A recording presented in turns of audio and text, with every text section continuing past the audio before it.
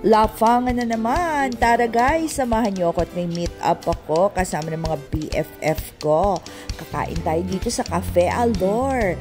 Tingnan niyo naman ang interior. Grabe, kala mo yung nasa exterior. At eto guys, may pa-chandelier sila. Covered po ito, hindi po open ang kanilang roof at meron pa silang fountain. Ayan guys, andito na po ang aking mga BFF ko, Mare. Kaway-kaway, mag-resto tour muna tayo. Ayan, meron silang parang bar area dyan. Social na social talaga. At ayan, may pa-fayong-fayong pa. May bubong naman. At may mga ibon po sa puno. Joke lang po. Puno lang po yan. Pang-ambience.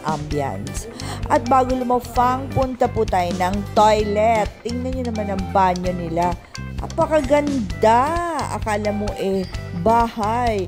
Parang green na green. Talagang favorite talaga ng mga Pinoy. Ang kulay green.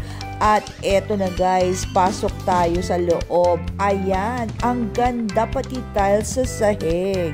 Talagang mapapatagal ka sa loob ng banyo sa kagandahan. Lalabas na nga ako, hinihintay na ako. Medyo gutom na ako. Tara guys, lafangan na at gusto ko na pong sintensyahan ang mga pagkain dito.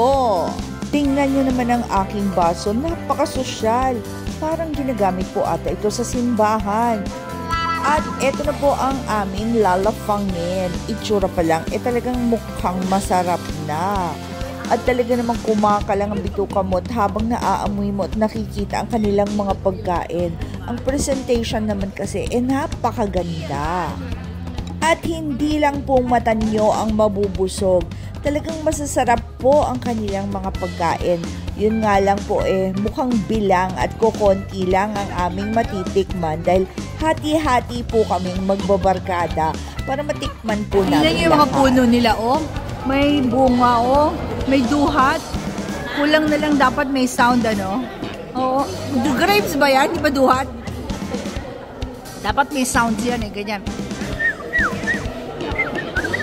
Wow! At syempre, may bonus kaming dessert.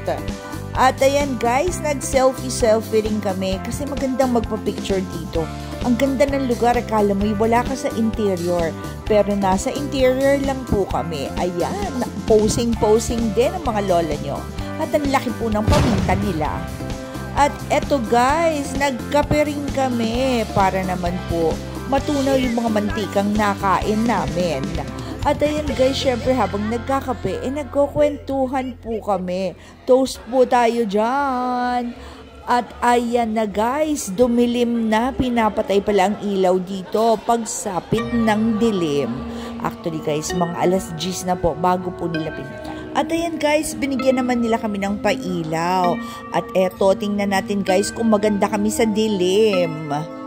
Hayan, ang mga lola nyo, nasa dilim na kami. At meron naman po kami ditong lampshade. Siyempre, kaway-kaway ang aking mga besties. Kaganda namin sa dilim. Nagtsaan naman ng iba. Kita nyo naman, napakaganda, sosyal na sosyal. Pakiramdam mo si Queen Elizabeth ka. Kaganda namin sa dilim.